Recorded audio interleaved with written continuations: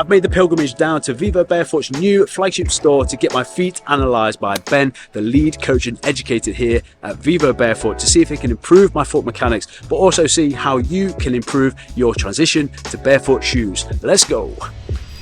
We're going to be jumping on this machine now. Look at my hobbit feet. It's a 3D scanner, so we use this to scan people's feet. What it does is, it obviously gives you the length, it gives you the full dimensions of your foot. It compares those dimensions to thousands and thousands of other foot scans. And this is what we will eventually use for the 3D biome and 3D printing footwear, to be able to scan people's feet and bespoke print them according to that exact foot shape. Oh, I love it. So this is going to get rolled out, so it's going to be more accessible to people. As you get more stores, they can jump on these machines. That is absolutely the idea. As the technology improves, everything becomes more affordable, more available. You know, if we're not in it right now, we're never going to be in it to win it. So we're helping to actually develop and bring forth the 3D printing technology. Yeah. Oh, love it. Right, let's get started. I'm going to have to do my emails and bits and bobs. 6th year of Barefoot, but yeah, more than 3 years in Vivos. Nice. How do you like them? Roomy, snug, Yeah, I like a roomy. Me too. Right, here we go. So we're going to hit the scan button. Just going to take a few seconds to scan your little tootsies. Your happy hobbit feet. Perfect. Scanning done. Scanning done. And as said, what this really is going to do, is going to give you all the dimensions of your foot, your arch height, your instep, and it's going to compare them to thousands and thousands of scans, mostly in Europe and America, and some of them in Asia. Those are giving you your actual dimensions, as it were, but here is where we actually see it, and this is comparing how you are to the male population. Your arch height is high. Yep. Your instep height is high. Yep. Your heel width is actually wide. But then the ball girth is, and instep girth is medium, so just in terms of width, and we saw that up there, because you know, EF as opposed to GH is super wide. Right, okay. You know, and yeah, so medium ball width, slightly small length, but there we get the actual numbers. So these are interesting to look at. This is giving us dimensions and all the rest of it. Like, what's really fascinating again is to look at the pressure plate, which we'll do in a minute, and see how you're loading your feet. There's so much variation in preference when like personalized fits, like exactly how you like it to wear. Exactly. The key always with footwear and sizing yourself, and it makes it tricky online, but it's the beauty of the store, is to actually try them on. Absolutely. You can measure your foot on a piece of A4 paper, but it just doesn't give you that amount of detail. It really is personal preference, because some people like only a couple of millimeters space at the front, others like 10, 20 even. Yeah. Wicked. Yeah. Right. Pressure step now? Yeah. Right. Do it.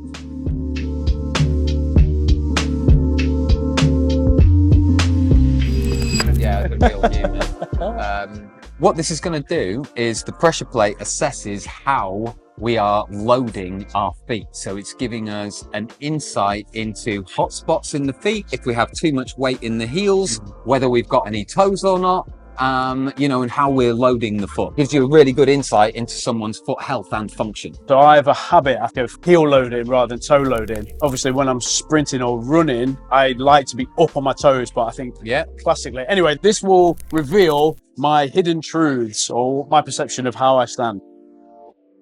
Do I have to do a little set? Do a little scoot around, stand how you normally stand. Famous last words. As we can see from the screen, there's no such thing as standing still. And you'll see that when it goes back, it's always like, because we're constantly trying to adjust our balance and our posture, of course, when we're standing. Look at that, interesting. First things first, the percentage in each corner is the weight distribution. The goal is to have an even weight distribution, 25 in each corner. So what we're really seeing there is that these two are pretty close, 25 and 26, 27. That one's got a little bit more in it. And we've got less on the right heel. Here's what it is. Now, the other thing that it looks like here is that this arch is a lot higher than that one. More likely that that foot is just a little bit more supinated towards the outside, and this left one is a bit more rolled in at the ankle, so the arch has actually lifted off the floor, your outside arch. When we stand on there with 1 foot on each leg, we'll be able to see whether they are actually different. The other thing that's popping up is the circle with the X. The X is the peak pressure point, and the goal would be, and it's as much of a test to see how strong your big toes are, as it is the goal to permanently have it pinned down, but we will see if you can keep an even weight distribution, lines in the middle, balls on the line, and then get the X, the peak pressure point, onto the big toe. Correct me if I'm wrong, but we should be utilizing that big toe to drive. That's our anchor. It's the anchor, exactly. But even you know, before we're driving, I mean, to be fair, static posture and standing, no one ever stands still, as we see. We're constantly adjusting our posture. So if we've got our big toe grounded, it's acting as that anchor. It's a signal to secondary postural muscles that we're balanced, we're flat in the bottom. So other postural muscles in our lower back and elsewhere in the body aren't going to have to work as hard with that solid foundation. The big toe is important in terms of the whole function of the human foot, shock absorption and balance. This is fascinating. Really, really gives you an indication of like your asymmetries, your sort of default load patterns. And actually you've picked apart some of the things that I've not even told Ben. My right foot is slightly elevated. I have slight scoliosis, so therefore to create length with that foot, I lift, but that probably means that I pirouette round. And again, my hip on the right is slightly further forward. Yeah, because I'm creating like a corkscrew in order to manage some of that. It's it, because that's probably going to lead to the left foot being a little more twisted out. Hence, I say that. That's interesting. That's the other way around, because you would have thought if you were twisted there, you'd almost think that that one would be more loaded in. Anyway, Right. a lot of the time people have no toes at all. You know, here we've got some toes indication, but as I said, in order for that big toe to be acting as it ought to, as that anchor, then it needs to be locked in the ground, exactly like that. Yeah, so we know that you can do it, Owen, which is great. Let's have a look at what happens when you stand on one foot. Yeah, now, a lot of the time when people have no big toe, or they can't pin it down and get the X onto their big toe, if you ask them to stand on one foot, their big toe kicks in because they have to use it for balance. You have to use it. Yeah.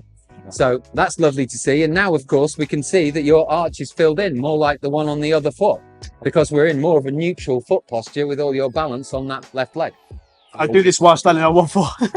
So if you are looking to experience the feeling of a better connection, a greater, more balanced connection, then you can just literally take one foot off the ground, and then you're utilizing the structure, the anatomy that you're built with to create a more balanced and more structurally appropriate foot shape.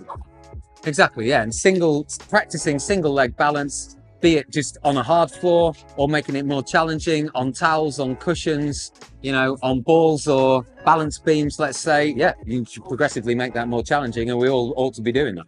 Okay, other foot, right foot. Again, big toe locked in, is pretty, the arch filled in. We've got a similar amount of boxes here than we had on the other foot, so we can see that. One thing that is popping up is this loading in the middle of your foot there. So go back to 2 feet. Let's see what we can do here. So, as you said, you do have that twist because there's more load. You have to really try to get an even load into your heels. So there you've got almost 3 times as much weight on the, well, there we go. Now it's a little bit better. A bit more on the left than the right, but we're more even. Okay, so now there, without leaning forward, get that X onto the big toe. Now what we ought to, because of the way the arch works, the big toe muscle, there's a long toe muscle, which is going to elevate the longitudinal arch, as it were. There is a transverse arch, there's transverse and oblique heads of the big toe muscle. So when we pin the big toe down, it lifts the transverse heads, it lifts the middle metatarsals. We stop having that overloading that we had. So now if you ease your big toes off again, go back to it, yeah, and then we can start to see that the red area starts to come back in the middle. So if we're not engaging our big toe as we are loading the foot, we have a propensity and a potential for overloading that middle area, you know, which can lead to, you know, it's the area where people can develop metatarsalgia or Morton's neuromas, other issues, yeah, down to get a strong big toe. How can I improve this on like a regular basis, or what can I think about when I'm out for a walk, out for a run? Like what would be a good... So number one, the science shows just walking in Vivos for 6 months improves your toe flexor strength, your big toe strength by 60%. Now, of course, in that study, Some people doubled their foot strength, more than doubled their foot strength. Other people didn't get any particular gains in their foot strength. The difference must be, are we actually engaging our big toe when we walk? So a great little cue is, you know, without looking like a weirdo flicking your feet behind you, but just that split second of having your big toe engaged in the floor when we're balanced, when we're in that mid stance, and then as you lift your heel off the floor, just like you're flicking a little bit of sand behind you with your big toe, will have a dramatic impact on the strength of your big toe. Yeah? That is going to be something that Ben is going to be in my head now. Coach Ben is going to be there as I'm walking along and going to be flicking dog poo or leaves off my foot. Only a little bit. We don't want to overdo it. Like, again, like everything, you've got to go easy into it. But a hint of big toe action will obviously help to improve the strength of that big toe. And I'm all for doing foot exercises. They're super important to reconnect us and re-engage us with our feet. But if we're taking hopefully 10 to 20,000 steps a day, that's 10 to 20 toe flexor curls that we're doing. That's going to have a really big influence on foot strength. I think that is one of the biggest take homes. Like, you wouldn't expect to go to the gym for the first time and then just like deadlift twice your body weight. You have to incrementally load, you have to build these things up. So if you're brand new to Vivos, then it is a question of like gradually increasing that stimulus over time. I didn't do that. I'll hold my hand up. I just went straight for Vivos, and then my arch was getting a bit upset. I'm still not utilizing my toes, but this is all a process. We can all learn, we can all move forward, and it's just being listening to the body, integrating some of these cues and taking it progressively as well. Exactly, and that's it. Never stop learning, and ultimately progress is based on recovery. So all of these things and the low level use of Vivo for lifestyle is a really solid foundation to then build upon when we want to be thinking about doing, you know, gym work, performance, even long hikes or runs. Great.